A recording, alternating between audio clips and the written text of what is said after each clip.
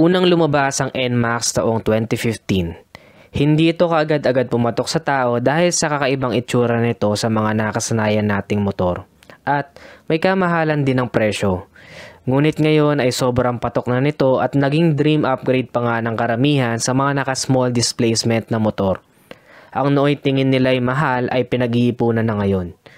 Sulit ba talaga ang NMAX? Bakit ganun na lamang ito minahal at tinangkilik ng karamihan? Bago pa lumabas ang 2020 version nito, halina't bigyang silip muna natin ang standard version. This is Ned Adriano. Hold the strong grip to your throttle as we ride the speed of this scooter. Don't forget to subscribe and like this video. Let's jump right to it.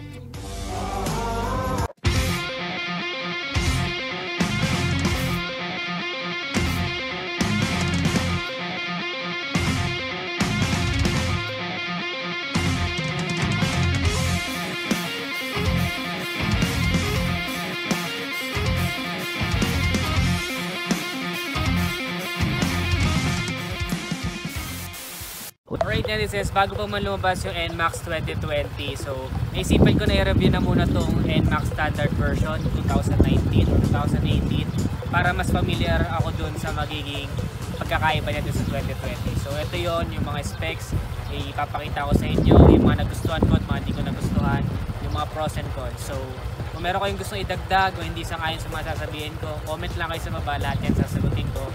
And yup, let's get right to the vlog. Unahin muna natin ang mga pros o mga nagustuhan ko sa motor na ito, kasabay na rin ng mga specifications na hinahanap ninyo. It is liquid-cooled, 4-stroke, single overhead cam, 4-valve with single cylinder. Liquid-cooled is very efficient pagdating sa mahabang biyahe, iwas overheat o tirek, and 4-valve na din siya, so it will give you the power that you need pagdating sa mga overtake, arangkada, o kaya naman ay mabigat ang angkas o mabigat ang bitbitin during rides. Upright na rin ang kanyang seating position, which makes it a very good touring scooter. Looks like leather finish yung kanyang upuan, yung seat niya is very sophisticated with some stitches. Makapit at sakto lang ang lambot.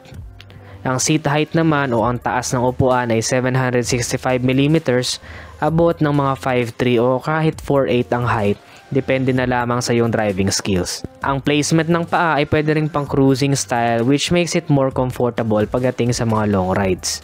So that is a very good feature.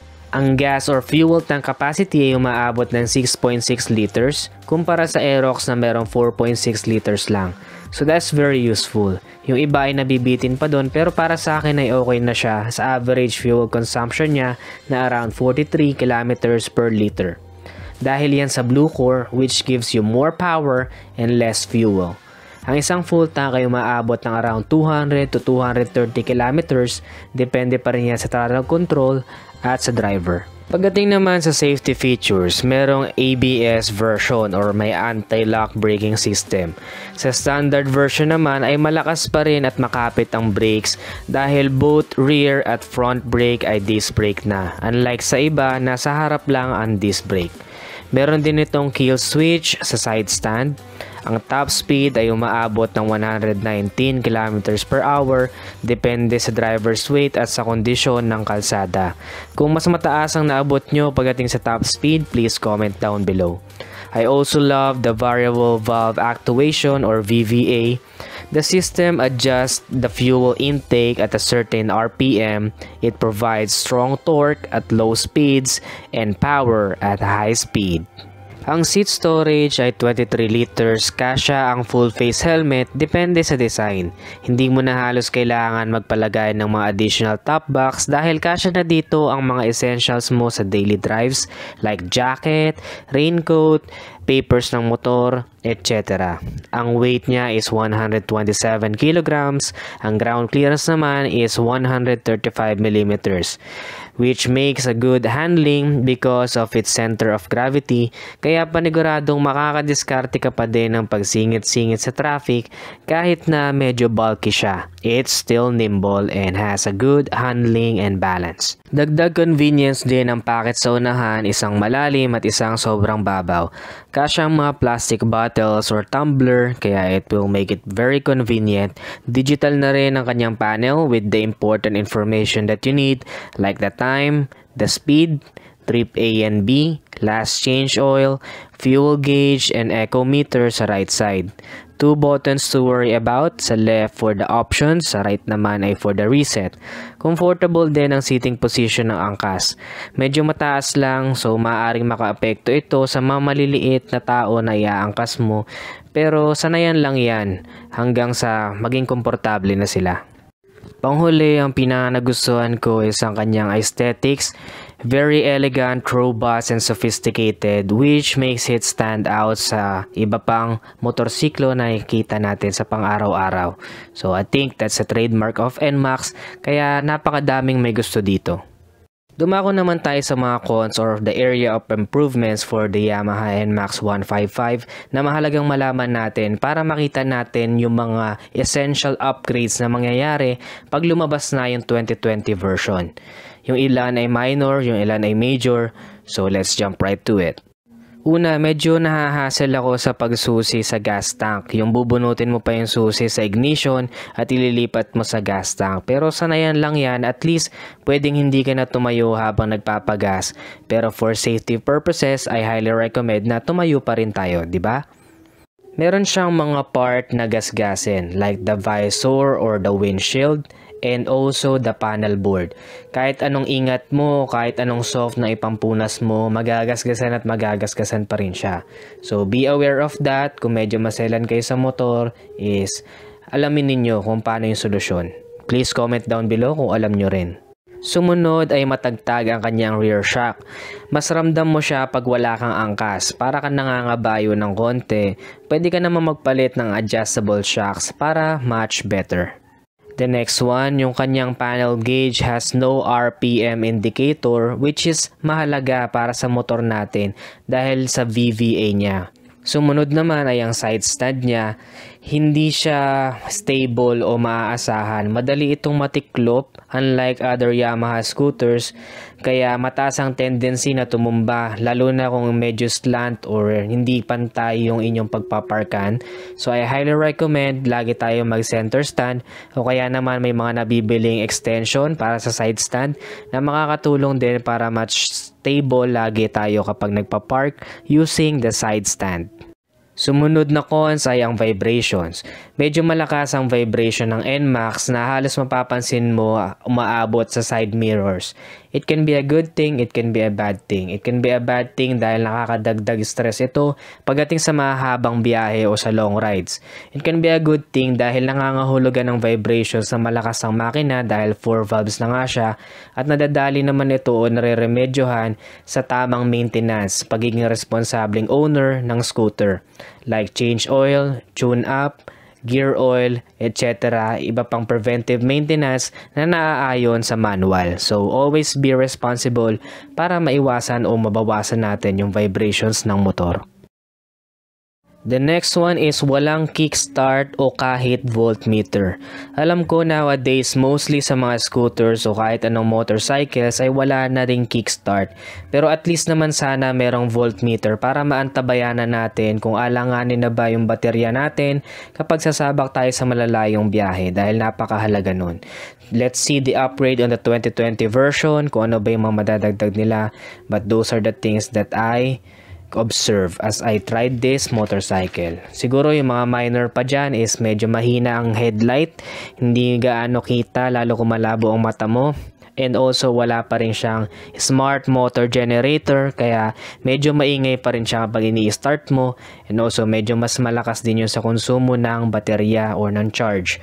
Pero aside from that, everything is completely fine. Kung ano pa yung mga nakalimutan kong banggitin, please comment down below para malaman natin. And also masubaybayan natin kung essential ba talaga at very useful yung mangyayaring upgrade sa 2020 version na panigurado ay mapapanood ninyo sa channel ko. Dahil may contact na tayo sa Yamaha. Once meron ng unit sa Pinas, I'll be there to review it. All comment down below kung ano yung mga nagustuhan ninyo, mga hindi nyo nagustuhan sa NMAX, ano yung mga inaabangan ninyo sa 2020 version. Please let me know, okay?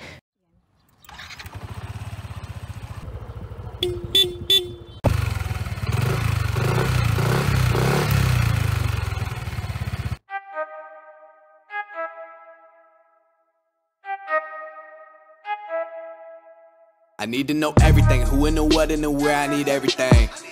Trust me, I hear what you're saying, but act like it's new what you're telling me. I'm curious, George, I hop in the Porsche, 5 on a horse, I'm ready for war, I'm coming for throats, to turn to a ghost, I need to know everything. Now you be surprised at the info you get is by letting them talk, so I'm letting them talk. Gotta keep quiet, maneuver in silence to let them in, chalk up their body, another one body, that's just how it go. I got some secrets, I'm shaking the game so they stay on their toes. Stay in your lane, I to stay on the go. I can play with the pros and act like a rookie, so they overlook me. Then I double up again under their nose. None of them cold, they just got lucky but never adapted. So I'm to one if it's coming to blows. My enemies cutting it close. I let them think that they got me, but what do you know? I had them beat before we ever spoke. I'm ready for smoke. I need to know everything, who and the what and the where, I need everything. Trust me, I hear what you're saying, but act like it's new what you're telling me. I'm curious, George, I hop in the Porsche, 5 on a horse, I'm ready for war, I'm coming for throats, to turn to a ghost, I need to know everything. Now they ain't go harder than me, they need a blade and a sheath, a shank and a piece, a crate full of heat, an army, a fleet, a tank and a jeep, a navy at sea, with ace, a marine, an ace up their sleeve, a team of marines, a freak on a leash, a beast with an appetite, razor for teeth, and still they will lay at my feet. Boy, you got the wrong one. I gotta look over all of my publishing statements for Q1 as soon as the song's done. I gotta call up my mama and tell her I made it as soon as my log's done. I gotta read all my trade publications and sip my tea till it is all done. I think it's all fun. I need to know everything, who and the what and the where, I need everything. Trust me, I hear what you're saying, but act like it's new what you're telling me. I'm curious, George, I hop in the Porsche, 5 on a horse, I'm ready for war, I'm coming for throats, to turn to a ghost, I need to know everything. I need to know everything, who and the what and the where, I need everything. Trust me, I hear what you're saying, but act like it's new what you're telling me. I'm curious, George, I hop in the Porsche, 5 on a horse, I'm ready for war, I'm coming for throats, to turn to a ghost, I need to know everything. Ngayon, naiintindihan ko na kung bakit ganun na lamang kapatok ang NMAX sa mga Pilipino.